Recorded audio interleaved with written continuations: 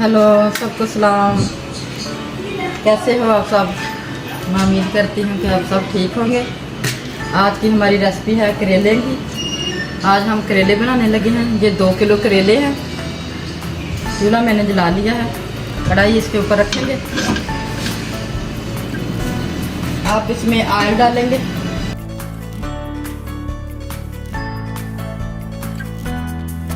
तो गर्म होने देंगे। जब गर्म हो जाएगा फिर इसमें करेले डालेंगे।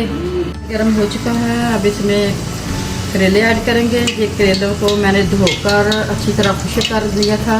इसके जो बीज थे वो मैंने निकाल दिए थे, इसके छिलके नहीं उतारे थे। ये छिलके भी इसके ऊपर हैं। अब इसको ऑयल में डालेंगे।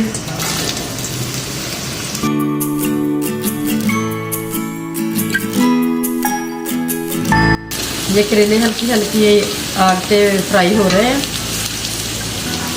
इनको जलने भी नहीं देना, हरे भी नहीं रखने, तो हरापन भी मारना है, ब्राउन भी करने हैं।